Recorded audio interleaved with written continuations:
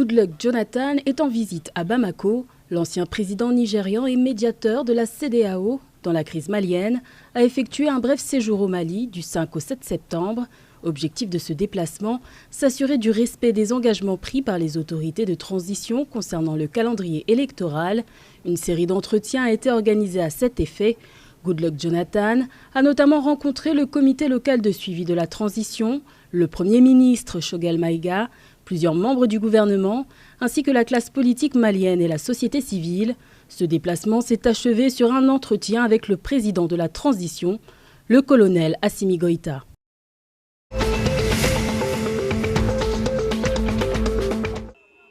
La CEDEAO joue un coup d'avance à l'approche de l'élection présidentielle gambienne. La Commission de la Communauté économique des États de l'Afrique de l'Ouest a annoncé son intention de lancer des consultations pour pacifier l'espace politique gambien avant le scrutin présidentiel prévu le 4 décembre prochain.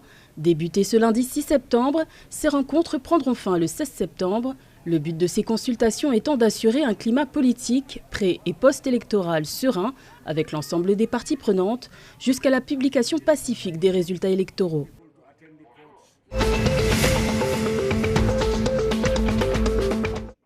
C'est une première depuis 20 ans. La Côte d'Ivoire a annoncé le 1er septembre une importante découverte de pétrole et de gaz en eau profonde à une soixantaine de kilomètres des côtes ivoiriennes à la frontière avec le Ghana.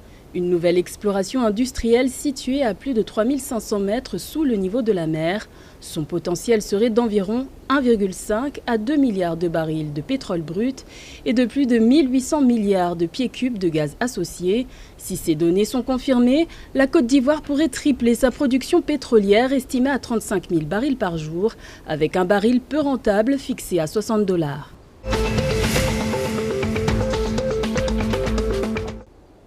L'armée nigériane met la pression sur les gangs qui sévissent dans le nord-ouest du pays.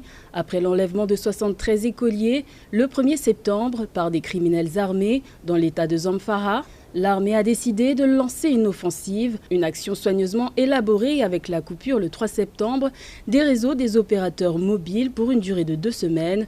Une stratégie pour éviter que les bandits puissent communiquer entre eux par téléphone. Une opération suivie par des raids aériens contre des camps de gangs.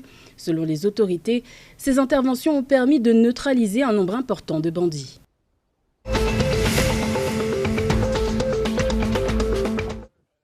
Validation de l'initiative Desert to Power par les ministres de l'énergie des pays du G5 Sahel.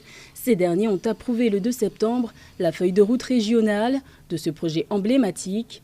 Un projet d'accès à l'énergie durable promu par la Banque africaine de développement en étroite collaboration avec ses partenaires et les pays membres du G5 Sahel, à savoir le Burkina Faso, le Mali, la Mauritanie, le Niger et le Tchad.